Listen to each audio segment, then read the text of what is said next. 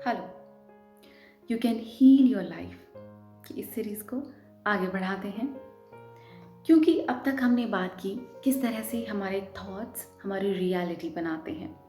तो अब बात करते हैं कि ये थॉट्स आते कहाँ से हैं और ये किस तरह से क्रिएट होते हैं।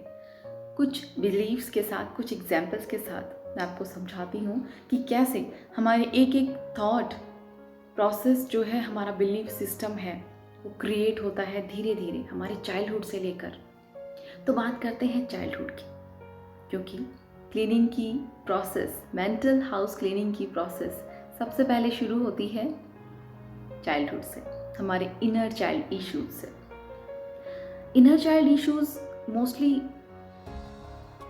किन रीजंस की वजह से होते हैं? क्योंकि सबसे पहले हम हमारे पेरेंट्स के दायरे में आते हैं, हम उनकी थॉट प्रोसेस से ही धीरे धीरे बड़े होते हैं और दुनिया को समझते हैं। तो जिस तरह की थॉट प्रोसेस हमारे पेरेंट्स की होती है, वो हमें किस तरह से इफ़ेक्ट करती है, इस पर डिपेंड करता है कि हमारा मेंटल पैटर्न क्या बनेगा।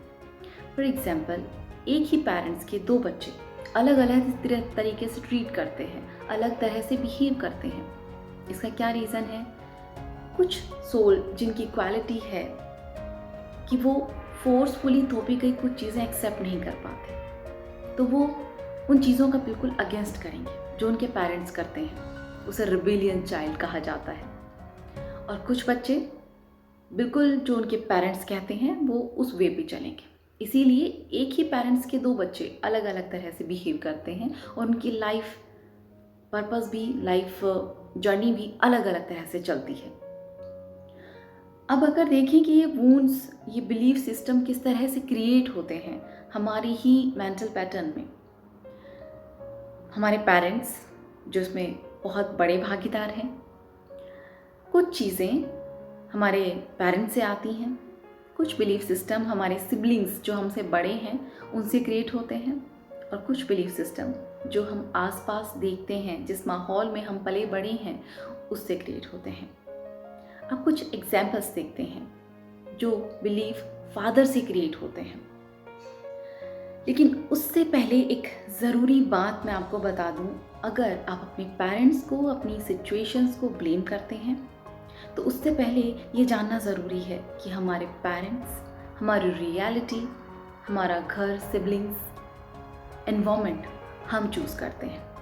जैसा कि अभी तक हम सब जानते हैं कि अर्थ एक स्कूल है और हम यहाँ सीखने के लिए आते हैं, नए नए चैलेंजेस को फेस करने के लिए आते हैं, ताकि हमारी स्पिरिचुअल ग्रोथ हो सके। तो वो एनवायरनमेंट, वो जगह जहाँ हमें बर्थ लेना है, और वो पेरेंट्स, उनके कुछ भी इश्यूज हो सकते हैं, उनका कुछ भी एक बिहेवियर पैटर्न पहले से हो सकता है, वो हम खुद डिसाइड करके आते हैं, क्योंकि हमें उसी माहौल में उन्हीं पेरेंट्स से वो लेसन सीखना है। तो अब बात करते हैं कि फादर से किस तरह के बिलीफ क्रिएट होते हैं। फादर वूंड्स में पहला बिलीफ तब बनता है जब आपके फादर आपको हमेशा बचपन में टोकते रहे हों और बार बार कहते हों, यू आर स्टूपिड, तुम मूर्ख हो, तुम बेवकूफ़ हो। और जब वो बार बार ये रिपीट करते हैं, तो आपका मेंटल पैटर्न और लिमिटिंग बिलीफ बनता है that I am not good enough. ऐसे बच्चे जब बड़े होते हैं तो अक्सर वो यही कहते हैं कि मैं इतना कुछ करना चाहता हूँ कि मेरे पापा मुझ पर प्राउड फील करें। और क्योंकि वो नहीं हो पाता, उस वजह से वो गिल्ट में आ जाता है। गिल्ट की वजह से रिजेंटमेंट क्रिएट होता है, और उसकी वजह से लाइफ में एक के बाद एक फेलियर आता है, और इस तरह से एक के बाद एक वो बिगेस्ट लूजर बन जाता है। और यहाँ इस बिलीफ को चेंज करना ज़रूरी है, क्योंकि ये आपको आज तक किसी भी तरह का प्रॉफिट नहीं दे रहा था। इसे चेंज करके आई एम गुड इनफ, आप ये अफर्मेशन यूज कर सकते हैं। दूसरा बिलीफ तब आता है जब आपको हर बात में अपने पापा की अप्रूवल चाहिए होती है। इसमें हम आपको एक एग्जाम्पल देते हैं, एक लड़की जिसे हर बात में अपने पापा से अप्रूवल चाहिए कि वो उसकी हर बात को एक्सेप्ट करें, और इस रीज़न की वजह से हमेशा उसके पापा और वो एंड होते हैं एक आर्ग्यू पर, और वो कभी एक बात पर एग्री नहीं हो पाते, और इस वजह से उसे अप्रूवल नहीं क्रिटिसिज्म मिलता है। ऐसे लोगों में पाया जाता है उनकी बॉडी में बहुत ज़्यादा पेन रहता है। इवन इस केस में फादर और डॉटर दोनों को किसी न किसी तरह का पेन रहेगा। यहाँ पर ये पेन क्रिएट हुआ अप्रूवल ना मिलने की वजह से, एंगर क्रिएट होना, और एंगर की वजह से बॉडी में पेन क्रिएट होना। तीसरा बिलीफ, अगर आपके फादर हमेशा से बहुत डरे हुए हैं, वो हर बात में आपको सेफ रहने के लिए कहते हैं क्योंकि वो अंदर से डरे हुए हैं। ऐसे में एक एग्जाम्पल हम देखते हैं, एक क्लाइंट जो कि बहुत रूड है, जिसे पता ही नहीं कि हंसना कैसे है, क्योंकि जब वो खुश होती है, हंसती है, तो उसे लगता है कि कुछ बुरा होने वाला है। ये तब होता है जब आपके फादर बहुत डरे हुए हों, और ऐसे में एक बिलीफ बनता है लाइफ इज डेंजरस। इसे एक अफर्मेशन से हम बदल सकते हैं, that life is beautiful and I am enjoying my life. एक और एग्जाम्पल हम आपको बताते हैं, एक ऐसा क्लाइंट जो बहुत मुश्किल से बोल पाता है, साइलेंट। साइलेंस ही उसकी लाइफ है, जीने का तरीका है। अभी अभी वो ड्रग्स और अल्कोहल के एडिक्शन से बाहर निकला है और बहुत घबराया हुआ है। जब उनकी हिस्ट्री चेक की गई तो पता लगा कि जब वो बहुत छोटा था तो उसकी माँ खत्म हो गई थी और उनकी आंटी ने उन्हें पाला पोसा, और आंटी ने हमेशा जो भी काम दिया वो एक ऑर्डर की तरह दिया, जिसे उसने साइलेंटली एक्सेप्ट किया। इवन उसने खाना भी हमेशा अकेले में ही खाया, अकेले रूम में बैठकर। उन्हें एक पार्टनर मिला, लवर, वो भी एक साइलेंट मैन, और दोनों ही अपना मोस्टली टाइम साइलेंस में ही बिताते हैं, अकेले। अब लवर की भी डेथ हो गई और now she is all alone. यहाँ जो नेगेटिव बिलीफ आया वो उसकी मदर की जाने से आया। जब मदर की बचपन में डेथ हो जाती है या किसी रीज़न से वो अपने बच्चे को छोड़ देती हैं, तब एक नेगेटिव बिलीफ क्रिएट हो जाता है that I am ignored and abandoned, और यहाँ बिलीफ बनता है I am not good enough. और ऐसे में आपको एक अफर्मेशन यूज़ करना चाहिए, I am good enough and I accept myself as and how I M.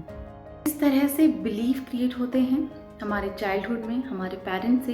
ये एक एग्जाम्पल हमने देखा, तो इसके लिए एक एक्सरसाइज करते हैं छोटी सी। एक पेपर लें, पेन लें, और बचपन में वो सारी बातें जो आपके पेरेंट्स ने आपसे कही हैं, जो आपके लिए सही नहीं थी, जैसे कि किसी भी तरह से उन्होंने अगर आपको क्रिटिसाइज़ किया हो, वो एक एक करके जितना हो सके याद करें और एक एक करके उस पेपर पर लिखते जाएं। कई बार ऐसा होता है कि पेरेंट्स जो आपके क्रिएटिव टैलेंट्स होते हैं, उनके लिए आपको डांटते हैं कि ये नहीं करना, जाके पढ़ाई करो, ये तुम्हारा काम नहीं है, ड्राइंग नहीं करना, डांस नहीं करना, ऐसी बहुत सारी चीज़ें। कई बार आपके पेरेंट्स आपको हर छोटी छोटी चीज़ में टोकते हैं कि तुमने ये काम किया, तुम्हें कुछ नहीं आता, तुम गलत हो, तुम दिखने में ऐसे हो, हर चीज़। क्योंकि पेरेंट्स ने जो बातें हमें कही होती हैं वो सबकॉन्शियस माइंड पर बहुत ज़्यादा इफेक्ट डालती हैं, और वहीं से हमारे नेगेटिव बिलीफ स्टार्ट हो जाते हैं that I am not good enough, और हम उस कोशिश में लग जाते हैं वी हैव टू प्रूव। हमारे पेरेंट्स के सामने हमें अपने आप को प्रूव करना होता है, and that's not the way. वहीं से हम गलती शुरू कर देते हैं। तो एक एक करके उन बिलीफ को लिखते जाएं, जितनी याद आए कि कब कब आपके पेरेंट्स ने, मदर ने या फादर ने आपको किन चीज़ों के लिए टोका है, किन चीज़ों में आपको क्रिटिसाइज़ किया है, जो धीरे धीरे आपको पता लगेगा कि ओह, तो ये नेगेटिव बिलीफ जो मैं आज झेल रहा हूँ, जिन चीज़ों को, जिन परेशानियों को, वो वहाँ से क्रिएट हुए हैं। उन्होंने मुझे कहा that you are not good enough, तुम्हें ये नहीं आता, and accept that you are good enough as in how you are, you have to accept yourself।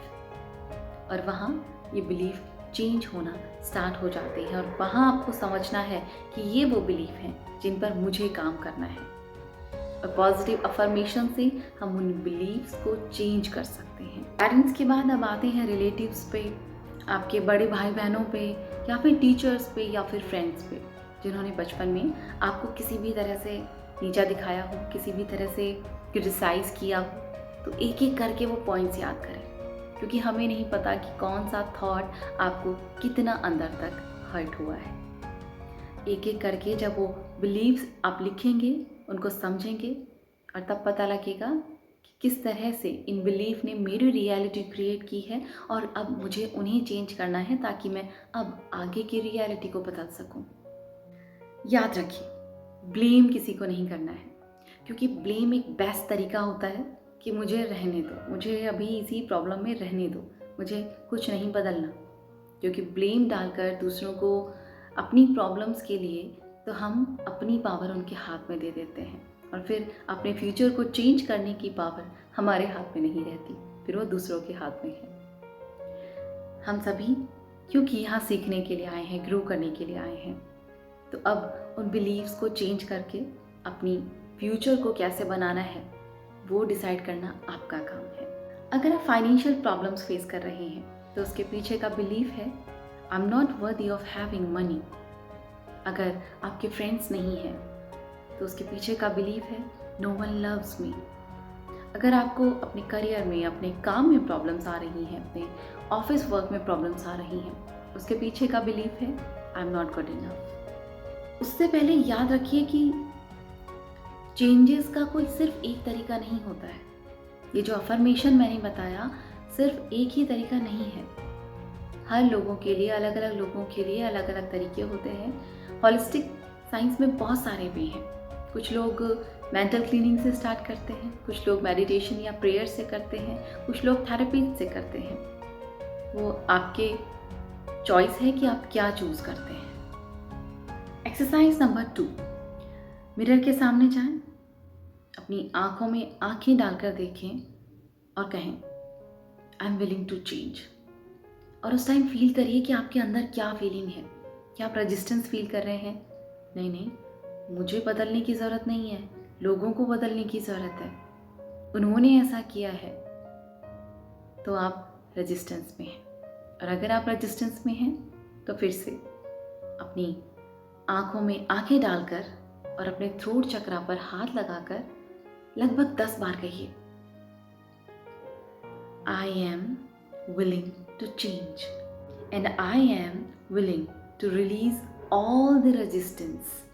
I am willing to release all the resistance. ऐसा क्यों? और ये affirmations क्या work करते हैं? मिरर पर बहुत पावरफुल टेक्निक है। क्यों?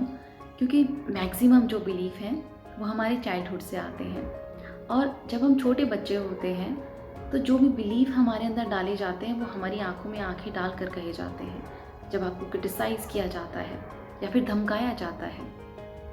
इसीलिए जब मिरर में देखकर आप अपने आप को एप्रिशिएट करते हैं और उस विलिंगनेस को लेकर आते हैं तो वो बहुत वर्क करता है।